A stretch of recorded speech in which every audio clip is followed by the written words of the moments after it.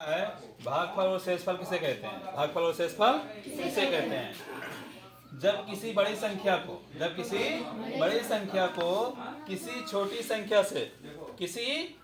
संख्या से भाग देते हैं तो प्राप्त संख्या भागफल तथा बची हुई संख्या शेषफल कहलाती है। परिभाषा तो ये हो गया कि जब किसी बड़ी संख्या को किसी छोटी संख्या से भाग देते हैं तो प्राप्त संख्या भागफल तथा बची हुई संख्या शेषफल कहलाती है। ये आपका परिभाषा हो गया। अब यहाँ देखना ये है कि छोटी संख्या क्या है, बड़ी संख्या क्या है। मान लो एक संख्या आपका दिया हुआ है 15। क्या दिया हुआ है? 15। और दूसरा संख्या दिया हुआ है 2। क्या दिया हुआ है?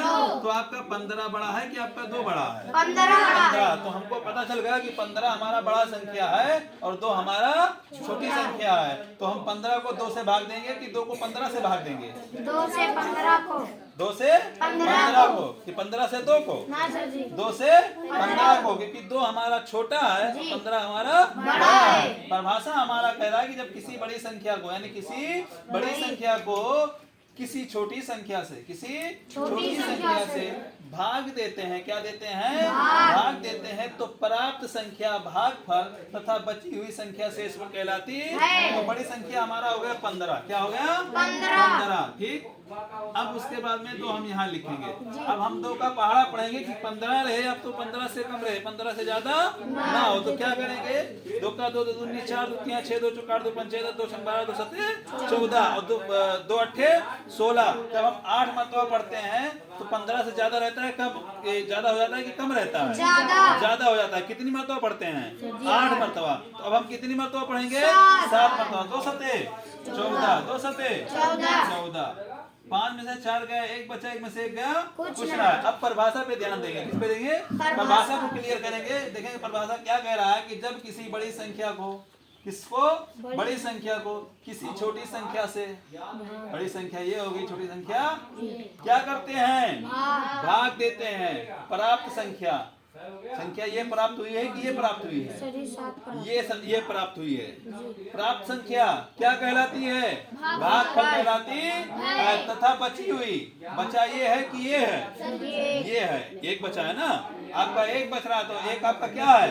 शेषफल। यानी जब किसी बड़ी संख्या को किसी छोटी संख्या से भाग देते हैं, क्या करते हैं? जब किसी बड़ी संख्या को किसी छोटी संख्या से भाग देते हैं तो प्राप्त संख्या भागफल, यानी प्राप्त संख्या हमारा 7 है, 7 हमारा भागफल हो गया। क्या हो गया? भागफल हो गया।